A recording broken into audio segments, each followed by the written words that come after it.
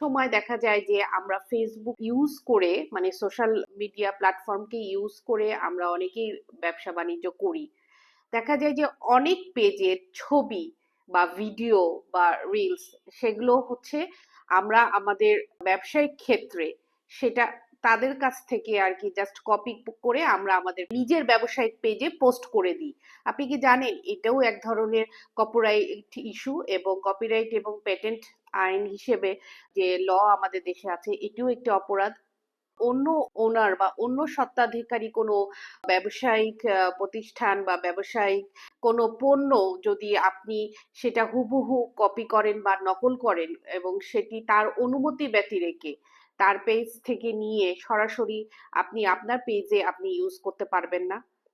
হ্যাঁ, আজকে এই বিষয়টি নিয়ে কথা বলছি কারণ ইদানিং আমি প্রায়ই দেখি যে একই রকম ছবি, একই রকম ভিডিও অনেক পেজে ছড়িয়ে গেছে। এখানে যার অরিজিনাল প্রোডাক্ট, সে কিন্তু উনি উনার সত্ত্ব হারাচ্ছেন এবং অথেন্টিসিটি হারাচ্ছেন। সেক্ষেত্রে কিন্তু উনি চাইলেই আপনার বিরুদ্ধে, আপনার এবং অথবা আপনাদের বিরুদ্ধে যারা এরকম কাজ করেন তাদের বিরুদ্ধে কিন্তু আইনগত ব্যবস্থা নিতে পারেন। আর অপরদিকে আপনিও কিন্তু আপনার যে পণ্য বা আপনার প্রোডাক্ট, সেটি যদি আপনি আপনার নিজের পেজ থেকে এবং অথেন্টিক ভাবে ছবি তুলে ভিডিও করে দেন, তাহলে কিন্তু আপনার হচ্ছে এই কপিরাইট ইস্যুতে পড়তে হবে না। আর একটা বিষয় হচ্ছে, অবশ্যই এখন অনেক পেজই এইটা করেন যে হচ্ছে ট্যাগ দিয়ে দেন, নিজেদের প্রোডাক্টের ট্যাগটা দিয়ে দেন। হ্যাঁ, বা লেবেল দিয়ে দেন।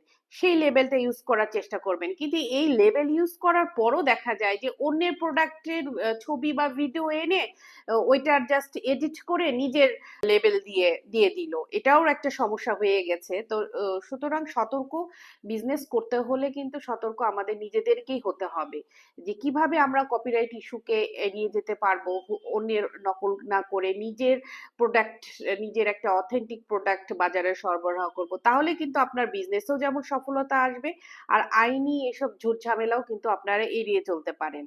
আর আরেকটা বিষয় আমি যেটা বলবো সেটা হচ্ছে যে যারা অনলাইনে বিজনেস করছেন, আপনাদের যে লিগাল যে ডকুমেন্টস গুলো আছে সেগুলো কিন্তু আপনারা যদি করে নেন, যেমন একটা লোগো বা আপনার পেজের ভেরিফাইড পেজ, লোগোর হচ্ছে ধরেন রেজিস্ট্রেশন, তারপর আপনার টিন সার্টিফিকেট, তারপরে আপনার ব্যবসার যে মেইন যে জিনিসটা ট্রেড লাইসেন্স, এই সব কাগজপত্র যদি আপনার কাছে থাকে, তাহলে অন্য হাজারটা পেজের যদি আপনার প্রোডাক্টটা ছড়িয়ে পড়ে এবং তারা যদি কপি করে, সেক্ষেত্রে কিন্তু আপনার দিকটা আপনি বলিষ্ঠ থাকবেন, আইনি লড়াইয়ে কিন্তু আপনি এগিয়ে থাকবেন, কারণ আপনার এইসব লিগাল ডকুমেন্টস গুলো আপনার কাছে আছে, যেটা অন্য আরো 10 জনের কাছে নেই।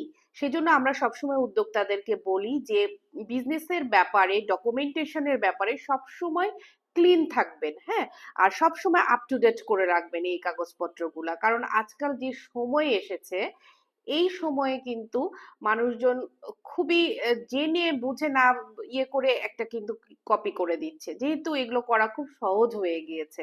তো সুতরাং আশা করি উদ্যোক্তারা এইসব বিষয়গুলো খেয়াল রাখবেন।